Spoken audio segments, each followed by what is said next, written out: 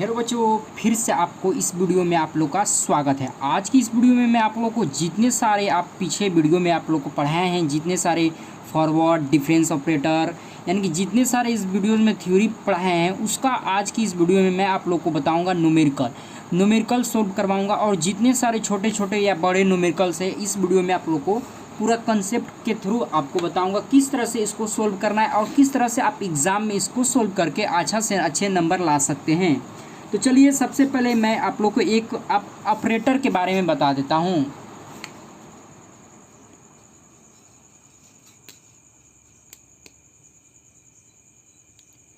तो चलिए, सबसे पहले मैं आप लोग को एक ऑपरेटर वाले फार्मूलाज बताए थे, उस पर एक कंसेप्ट पर एक न्यूमेरिकल बता देता हूं। तो सबसे पहले एक न्यूमेरिकल सॉल्यूशन के लिए मैं एक क्वेश्चंस ले लेता हूं। क्वेश्चंस में क्या दिया हुआ है, यहाँ पर दिया हुआ है एक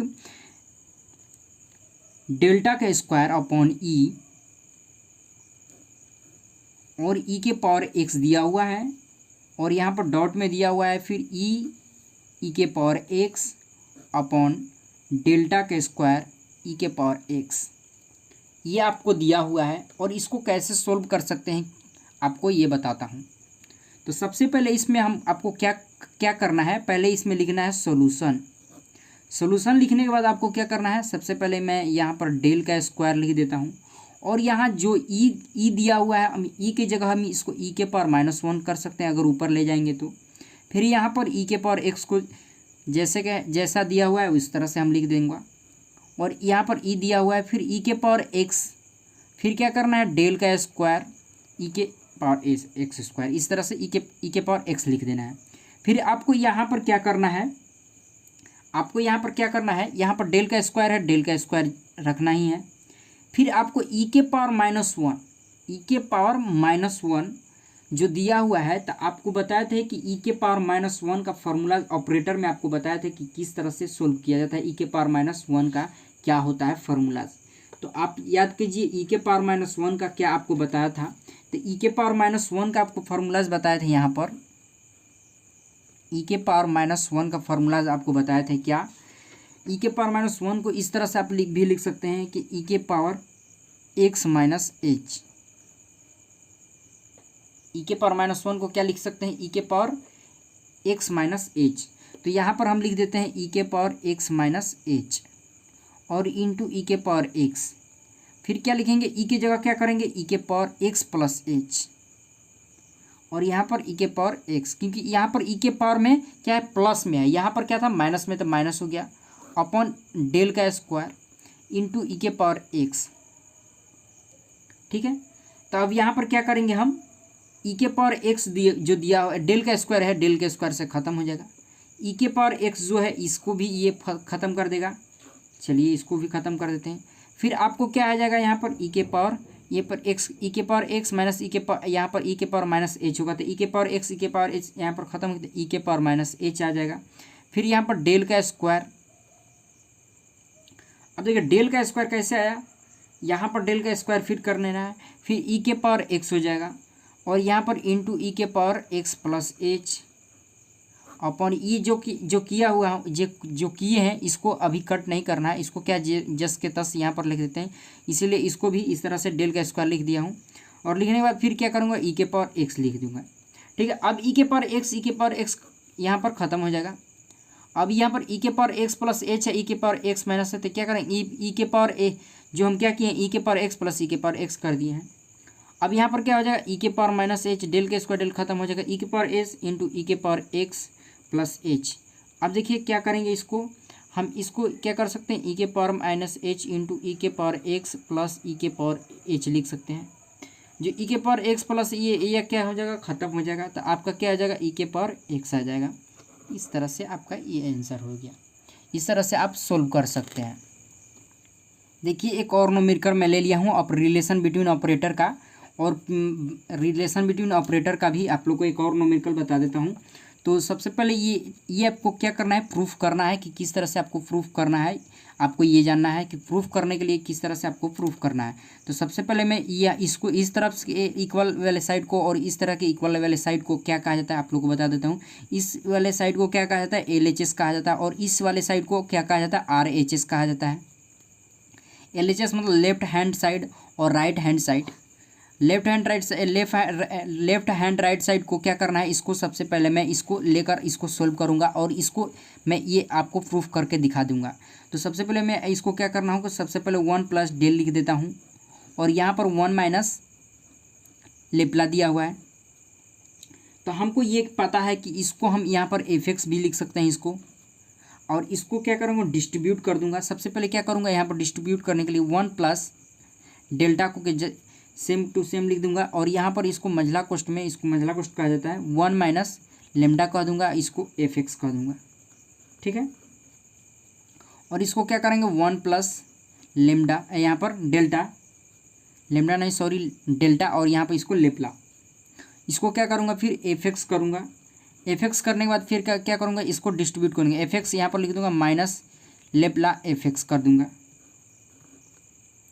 ठीक है, अब इसके बाद करने के बाद आप क्या करेंगे, 1 plus lambda delta, 1 plus delta, यहाँ पर क्या करूँगा एफ करूँगा। एफ माइनस, अब यहाँ पर ये हमको पता है एफ हो जाएगा, और यहाँ पर जो इसका वैल्यूज हमको पता है कि क्या कर सकते हैं, इसको एफ कर सकते हैं। इसका भी वैल्यू हमको क्या पता है, इसका वैल्यू हमको पता है कि क्या कर सकते हैं, इसको लेमडा एफ लेप्ला एफ को हम जानते हैं कि लेप्ला एफ को क्या कहते हैं हम लोग, एफ माइनस एच, इसको इस तरह से लिख देंगे। लिखने के बाद क्या करेंगे 1 प्लस डेल्टा, और क्या करेंगे एफ माइनस एच है, एफ है, तो इसको हम क्या करेंगे, अब यहाँ पर देखिए एक और फार्मूला आपको यहाँ पर लग जाएगा। कैसा लगेगा, किस तरह से लगेगा, तो आपको इसको सोल्व करने के लिए क्या करेंगे, एफ माइनस है और यहाँ पर एफ माइनस है, माइनस माइनस क्या हो जाएगा plus plus F minus H हो जाएगा, प्लस नहीं हो जाएगा, और माइनस एफ ये प्लस एफ क्या हो जाएगा, कट जाएगा। तो कटने के बाद 1 प्लस डेल्टा क्या हो जाएगा, एफ माइनस एच आ जाएगा, ये आ गया। और यहाँ पर हमको एफ माइनस एच की जगह हम क्या करते हैं, ई लिखते हैं। जो एफ माइनस एच है तो हम क्या करते हैं, ई लिख देते हैं। तो यहाँ पर ई लिखेंगे, इसको 1 प्लस, हमको पता है कि ई बराबर क्या होता है, 1 प्लस डेल्टा होता है, 1 प्लस डेल्टा होता है, और डेल्टा बराबर हमको पता है ई माइनस 1 होता है, 1 माइनस ई होता है, 1 ई माइनस 1 होता है। और यहाँ पर क्या कर देंगे, 1 प्लस डेल्टा की जगह, 1 प्लस डेल्टा की जगह क्या कर दिए, ई लिख दिया, और फिर एफ एक्स माइनस एच लिख दिए। अब इसको क्या करेंगे, इसको तोड़ेंगे। क्या तोड़ेंगे, इसको तोड़ने के लिए क्या कर सकते हैं, हम एफ एक्स कर सकते हैं, इक्वल क्या करेंगे 1 माइनस एफ एक्स करेंगे। अब 1 कर देंगे क्योंकि अब E F x minus H को हम क्या कर दिए, ई एफ एक्स यहाँ पर लिख दिए, इक्वल क्या कर दिए 1 माइनस एफ एक्स, और एफ एक्स क्या खत्म हो जाएगा, तो क्या आ जाएगा, यहाँ पर वैल्यू मेरा 1 आ गया। यानी कि इस तरह से आप वैल्यू ज्ञात कर सकते हैं। इसका वैल्यूज़ क्या हो गया, 1 आ गया, तो ये मेरा RHS प्रूफ हो गया। ठीक है, RHS प्रूफ हो गया। तो इस तरह से आप प्रूफ कर सकते हैं, बहुत ज़्यादा हार्ड नहीं था। इस तरह से आप जितने सारे आपको रिलेशन बिटवीन ऑपरेटर पढ़ाए हैं और जितने सारे डिफरेंशियल ऑपरेटर पढ़ाए हैं, वो जितना सारा उसका फॉर्मूलाज आपको याद है, तो आप जितने सारे न्यूमेरिकल दिए रहेंगे आप उसको इजीली सोल्व कर लेंगे। तो सबसे पहले आप लोग को उसको आपको याद करना ज़रूरी है। अगर वो याद कर लिए तो आपको इजीली ये सोल्व कर सकते हैं। तो वीडियो को यहीं तक अंत करते हैं, और अगले वीडियो में आप लोग को पढ़ाऊँगा। सबसे पहले मैं आप लोग को बता देता हूँ कि ऑपरेटर पढ़ा दिया हूँ, रिलेशन बिटवीन ऑपरेटर पढ़ा दिया हूँ।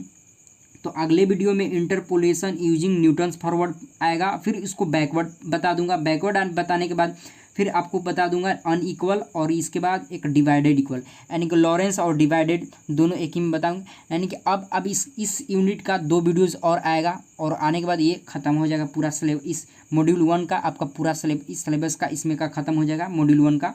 अब आपको स्टार्ट करूँगा मॉड्यूल 2, और उसको भी जल्दी आपको, क्योंकि मॉड्यूल 2 में सिर्फ आपको फार्मूलाज पढ़ना है। फार्मूलाज पढ़ने के बाद उस पर एक कंसेप्ट पर न्यूमेरिकल बना लेना है, तो वो भी आप लोग को बहुत जल्दी ख़त्म हो जाएगा। और उसके बाद यहाँ पर न्यूमेरिकल मेथड 3 में आ जाऊँगा, न्यूमेरिकल मेथड 3 में आ जाएंगे, और वो भी ख़त्म हो जाएगा बहुत जल्दी ही। और आप लोग को जानते हैं कि नोटिस आ गया है एग्ज़ाम का, कि आप लोग का नोटिस कितने तारीख से है, 25 तारीख से आप लोग का एग्ज़ाम स्टार्ट हो जा रहा है, और 25 तारीख से एग्ज़ाम स्टार्ट हो जा रहा है। तो 25 से पहले आप लोग को ख़त्म करने का प्रयास करूँगा। देखिए, एक मिसिंग वैल्यूज़ का जो फाइनाइट डिफरेंशिएशन पढ़ाया था, उस पर एक न्यूमेरिकल ले लिया हूँ, और इसको किस तरह से आप बना सकते हैं, ये जो क्वेश्चंस आप दिख रहे हैं ये प्रीवियस ईयर में आपको पूछ चुका क्वेश्चंस है, और इसी के लिए उसको हम लेकर इस वीडियो में मैं आप लोगों को बताऊंगा किस तरह से इसको बनाना है, किस तरह से आपको सोल्व करना है, और आपको ये किस बेसिस पर सोल्व होगा, किस थ्योरी पर सोल्व होगा। तो आपको पहले पता है कि पिछली वीडियो में मैं आप लोगों को एक बताया था कि फाइनाइट डिफरेंशिएशन ऑपरेटर में कितने फाइनाइट डिफरेंशिएशन में कितने आपको बताए थे, 3 बताए थे। कौन कौन बताए थे? फॉरवर्ड बताए थे, डिफरेंशियल बताए थे, और इसमें आपको कौन सा लगेगा, आपको ये क्वेश्चन को देखकर आपको बताया जाता है कि किसमें आपको क्या लगाना है। आप फॉरवर्ड भी लगा सकते हैं, बैकवर्ड भी लगा सकते हैं, सेंट्रल भी लगा सकते हैं। तो इस क्वेश्चन को आपको देखकर बताना रहता है कि इसमें आप किस तरह का लगाएंगे तो आपको ये सोल्यूशन आएगा, इसको किस तरह से आप सोल्व कर सकते हैं। तो सबसे पहले मैं क्या करूँगा, इसमें टेबल बना लूँगा। सबसे पहले मैं ये इसमें क्या करते हैं, हम लोग टेबल ही बनाते हैं। तो टेबल बना लेते हैं। टेबल बनाने के लिए आपको क्या करना है, सबसे पहले मैं यहाँ पर टेबल बना लेता हूँ। टेबल बनाने के लिए क्या करूँगा, यहाँ से एक मैं ले लेता हूँ। सबसे पहले मेरा क्या होता है, यहाँ पर एक्स होता है, एक्स ऑपरेटर, फिर यहाँ पर वाई होता है। वाई की जगह फिर अब क्या करेंगे, इसको हम ज्ञात करेंगे।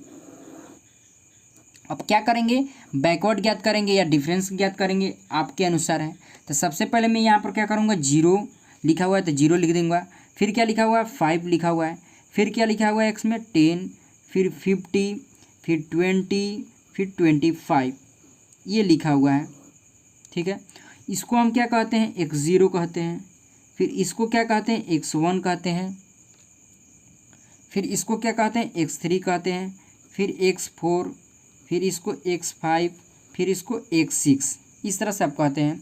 फिर y की जगह क्या दिया हुआ है, 6 दिया हुआ है, 10 दिया है, तो इसको y1, इसको y0, y यहाँ पर y1, और y यहाँ पर नहीं दिया है, मिसिंग वैल्यू दिया है, ये ज्ञात करना है, ये ज्ञात करना है। तो इसके लिए हम क्या करते हैं, इसका मान ही रख देते हैं y3। फिर इसको 17, यहाँ पर क्या है, y4 लिख देंगे। फिर यहाँ पर 31, इस तरह से आप ज्ञात कर सकते हैं। करने के बाद आपको क्या करना है, अब इसको कैसे ज्ञात किया जाता है, डेल का या डेल कैसे ज्ञात करते हैं, या लेप्ला कैसे ज्ञात करते हैं। सेम का वैल्यू होता है क्या है, 10, यहाँ पर y2 माइनस y1 करते हैं। तो y2 माइनस y1 करेंगे तो क्या हो जाएगा, 10 माइनस 6 करेंगे तो क्या हो जाएगा, 4 हो जाएगा। तो डायरेक्टली मैं 4 यहाँ पर लिख देता हूँ। फिर यहाँ पर क्या करेंगे, यहाँ पर यह y2 हो जाएगा, सॉरी ये y2 होगा, क्योंकि y0, y1, y2। अब यह करेंगे, इसको इसमें मैं करेंगे तो y2 माइनस 10 कर देंगे। फिर इसमें से क्या करेंगे, 17 माइनस y2 कर देंगे। फिर y4 माइनस 17 कर देंगे। फिर 31 माइनस y4 कर देंगे। तो ये मेरा वैल्यूज़ हो गया पहला फर्स्ट डिफरेंशिएशन का। अब सेकंड डिफरेंशिएशन में आपको क्या होगा, यहाँ पर अब सेकंड डिफरेंशिएशन में आपको क्या करना है, यहाँ पर आपको डायरेक्ट लिख देना है अब डेल। अब यहाँ पर डेल का स्क्वायर करेंगे। तो डेल का स्क्वायर करने के लिए आपको क्या करना है, डेल का स्क्वायर करने के लिए आप क्या करेंगे, इसमें से इसमें माइनस करेंगे। तब इसमें से इसमें माइनस करेंगे तो क्या होगा, ये यहाँ से तो y2 माइनस 10 अब माइनस 4 करेंगे तो डायरेक्ट 14 हो जाएगा। तो डायरेक्ट 14 लिख दिए। अब इसको इससे माइनस करेंगे तो क्या होगा, देखिए 17 माइनस y2 लिखेंगे, और फिर क्या करेंगे, माइनस करेंगे तो यहाँ पर माइनस करेंगे, फिर y2 करेंगे, फिर क्या करेंगे, यहाँ पर प्लस हो जाएगा, 10 हो जाएगा। तो यहाँ पर क्या हो जाएगा, अब 27 माइनस y2 हो जाएगा, 27 माइनस 2y2 हो जाएगा। तो 20 माइनस ये 2y2 हो गया। फिर इसको इस तरह से आपको करेंगे तो क्या हो जाएगा, यहाँ पर y4, फिर यहाँ पर y2 है तो y2 भी होगा यहाँ पर, तो प्लस में हो जाएगा y2। फिर क्या होगा, यहाँ पर -34 हो जाएगा, क्योंकि माइनस माइनस क्या हो जाएगा, प्लस हो जाएगा। तो माइनस, यहाँ पर माइनस का चिन्ह सेम है तो माइनस चिन्ह हो जाएगा। फिर यहाँ पर इसको करने के लिए आपको क्या हो जाएगा, 48 माइनस 2y4 हो जाएगा। और फिर डेल क्यू का ज्ञात करेंगे। इस तरह से डेल क्यू के ज्ञात करने के बाद क्या हो जाएगा, डेल क्यू का आपको क्या आ जाएगा, डेल क्यू को आपको ज्ञात करने के बाद आपको क्या आएगा, ये भी मैं आप लोग को बता देता हूँ। तो डेल क्यू ज्ञात करने के बाद क्या आ जाएगा, 31, इसको इससे माइनस करेंगे तो 31 माइनस 3y2 आ जाएगा। और फिर इसको याद करेंगे तो y4 minus y4 plus 3y2, और फिर यहाँ पर 29 के आ जाएगा आपका -61। अब फिर इससे करेंगे तो क्या हो जाएगा, 82 माइनस 3y4 माइनस y2 आ जाएगा। इस तरह से आप ज्ञात कर सकते हैं। अब फिर क्या, डेल 4 भी ज्ञात कर सकते हैं। डेल 4 के ज्ञात करेंगे, इसमें से इसमें माइनस करना है, यानी कि या y2 माइनस y1 ज्ञात करना है। तो इसको ज्ञात करने के लिए क्या करेंगे, y4 आ जाएगा प्लस 6y2 आ जाएगा, और फिर क्या आ जाएगा, 102 आ जाएगा।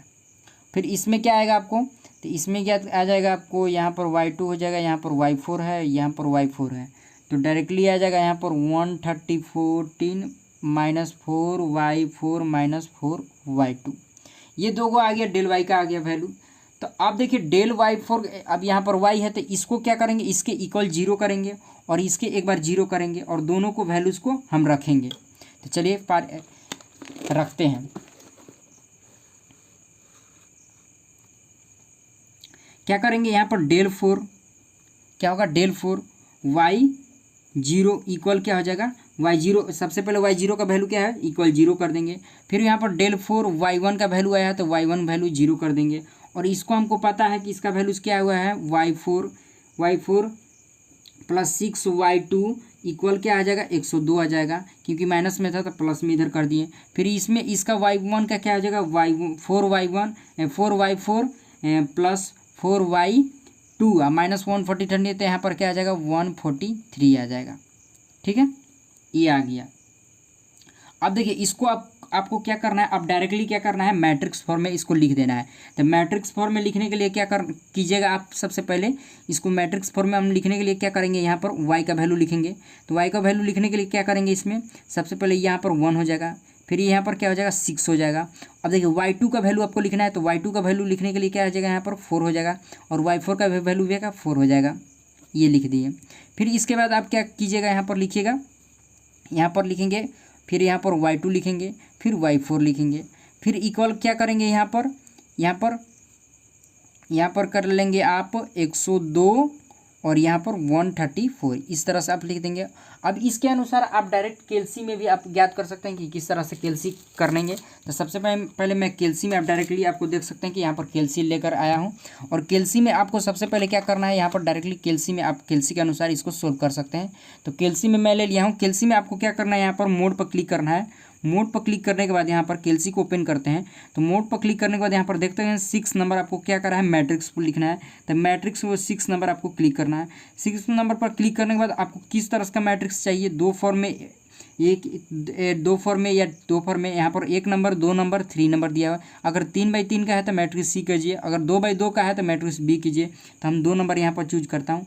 2 नंबर चूज करने के लिए आपको क्या करना है, आपको 3/2 या 2/2 का है तो 2/2 का है तो 5 यहाँ पर क्लिक कीजिए। अब देखिए 2/2 का है तो यहाँ पर क्या करेंगे, 1 लिखेंगे और यहाँ पर इक्वल कर देंगे।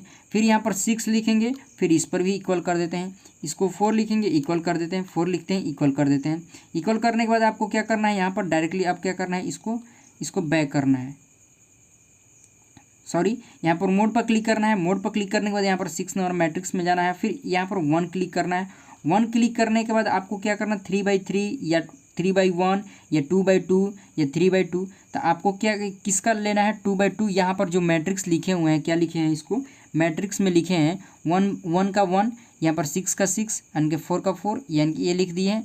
और इसका वैल्यूज हमको ज्ञात करना है और इसका वैल्यू ज्ञात करना है। तो सबसे पहले मैं क्या करूँगा, यहाँ पर ये 2/2, यहाँ पर ये मैट्रिक्स है। तो सबसे पहले इसका वैल्यू हम आप लोग को डायरेक्टली ज्ञात कर देता हूँ। आपको ये बता दिया हूँ कि किस तरह से आप इसको ज्ञात करेंगे। तो सबसे पहले मैं इस मैट्रिक्स में डायरेक्टली ज़्यादा फास्ट करके मैं इसको सोल्व कर लेता हूँ। तो मैट्रिक्स 1 4 1 4 6, यानी कि इसका वैल्यूज आ जा रहा है आपका, देख सकते हैं कि y2 का वैल्यू आ रहा है इसमें 30.25 और y4 का वैल्यू आ जा रहा है, y4 का वैल्यू आ जाएगा है 22.565। इस तरह से आपका ये सोल्व हो चुका है। इस तरह से आप बना सकते हैं। तो ये था आपका फॉरवर्ड का। इस तरह से आप बैकवर्ड का भी बना सकते हैं। बैकवर्ड से भी आपको ये फॉर्मूलाज देता है। तो y2 का वैल्यू आ गया, y4 का वैल्यूज आ गया। हमको क्या ज्ञात करना था, y2 का वैल्यू, y4 का वैल्यू, यानी कि जो मिसिंग नंबर था y2 और y4 ये ज्ञात करना था। तो इसका वैल्यूज मेरा आ गया। इस तरह से आप सोल्व कर सकते हैं। तो चलिए, ये आपका था